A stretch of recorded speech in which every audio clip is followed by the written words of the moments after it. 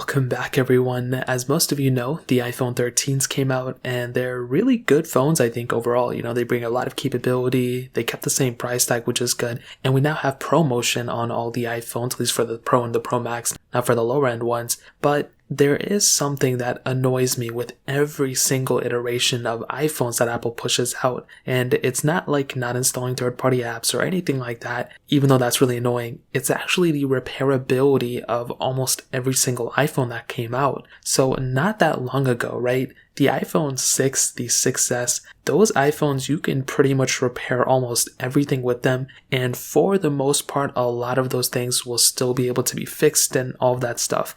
Now, there are still some examples, like with Touch ID, if you replaced it, it wouldn't work. If you replaced the display, Touch ID wouldn't work, but really everything else would, and you can replace a lot of stuff, camera modules, batteries, all this stuff, and for the most part, everything would work fine. But it seems like since the 6S, every single iPhone that has came out removes and strips away other certain aspects of your phone, and even though if you put a genuine part of your iPhone into another iPhone, things may not work out properly and there will be a lot of prompts and all this other stuff. Now with the iPhone 13 series, and I think this happened with the 12 series as well, it looks like, based off these articles, one from 9 to 5 Mac, they say that Face ID actually stops working if you replace the iPhone 13 with another, display. And the crazier thing is that they even state that even if it is a genuine display from another iPhone, it's still somehow tied to that iPhone, and certain things like Face ID will not work on that iPhone, which is pretty crazy. Now, I saw some Reddit comments too, and some of them were stating that,